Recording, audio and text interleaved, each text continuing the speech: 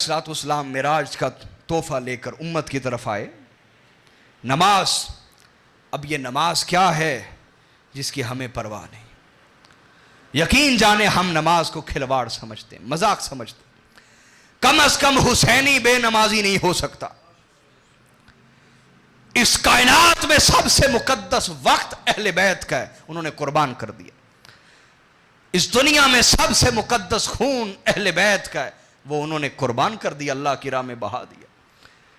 اس کائنات میں سب سے نیک اور صالح اور محبوب نسل رسول اللہ کی نسل ہے، وہ قربان ہو گئے اس دین کی بقا کے لیے اور نماز کی بقا کے لیے.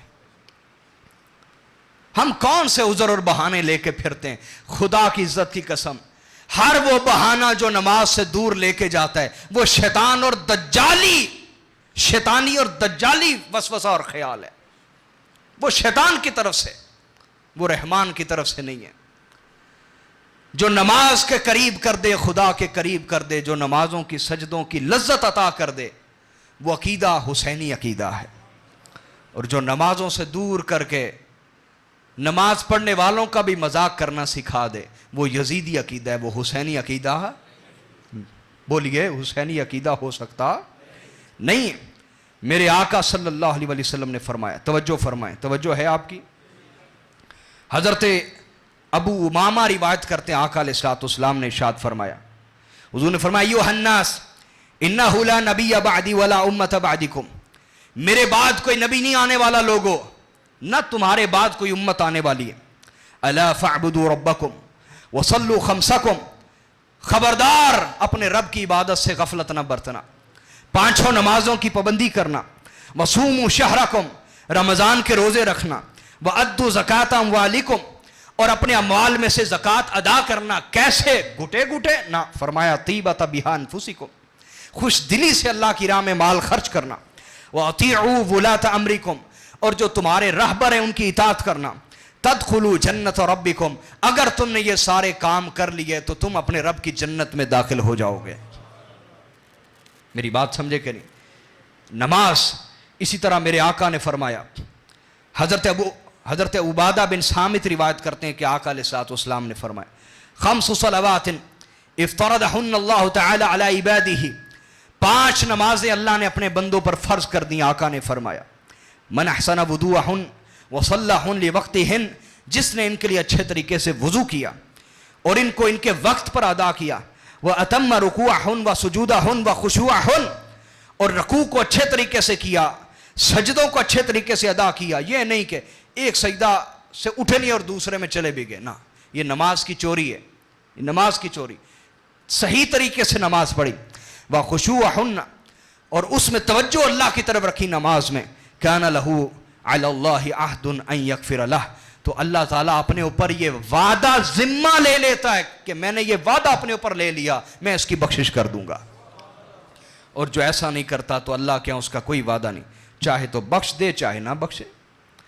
حضرت ابو ذر غفاری رضی اللہ تعالیٰ عنہ وہ فرماتے، ان النبی صلی اللہ علیہ وآلہ وسلم خرج زمن الشتاء والورق یتہافت، آقا علیہ الصلوۃ والسلام سردیوں کے دنوں میں نکلے باہر تو خزاں کا موسم تھا اور پتے جھڑ رہے تھے. پت جھڑ کا موسم تھا. کیا؟ پتے جھڑ رہے تھے. فاخذ بغصنین من شجرہ فقال فجعل ذلك الورق يتهافت، تو آقا علیہ السلام نے 2 ٹہنیاں پکڑی، بڑی تنے، اور ان کو ایسے ایسے ہلایا تو پتے زور زور سے گرنے لگ گئے.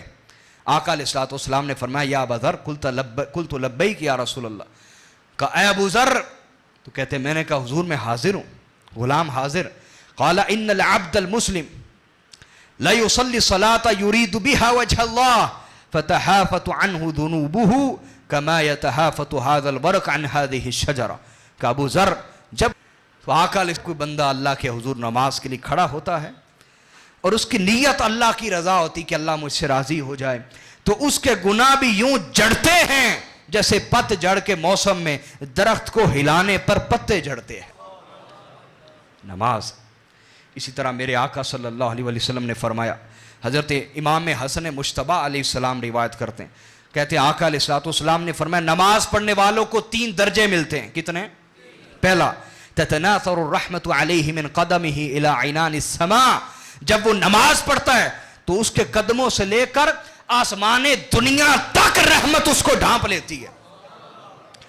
وتحف به الملائکہ من قرنہ الی اعنان السماء، اور فرشتے اس کو ارد گرد سے ڈھانپتے ہیں یہاں تک کہ آسمان دنیا تک پہنچ جاتے ہیں. اتنے فرشتے اس کو ڈھانپ لیتے ہیں.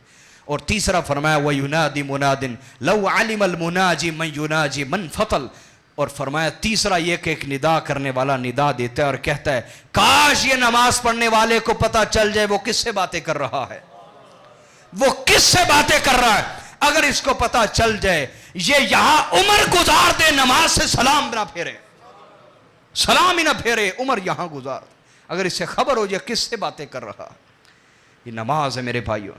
اسی طرح حضرت حمران بن ابان روایت کرتے ہیں کہ حضرت عثمان غنی نے وضو کے لیے پانی منگوایا، وضو کیا تو مسکرا پڑے. تو فرمایا جانتے ہو میں کیوں مسکرایا ہوں؟ کہا نہیں.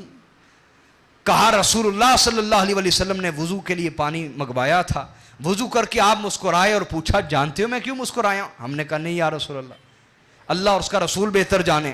قال ان العبد اذا توضأ فأتم وضوءه ثم دخل في صلاته فأتم صلاته خرج من صلاته كما خرج من بطن امه من الذنوب. آقا نے فرمایا جب بھی کوئی وضو کرے اور اچھے طریقے سے صحیح وضو کرے، پھر نماز میں داخل ہو تو صحیح نماز پڑھے، جلدی جلدی نماز نہ پڑھے، صحیح خضوع سے پڑھے. آقا نے فرمایا جیسے وہ سلام پھیرتا ہے تو وہ یوں گناہوں سے پاک ہو جاتا ہے جیسے ماں کے پیٹ سے پیدا ہوا ہو.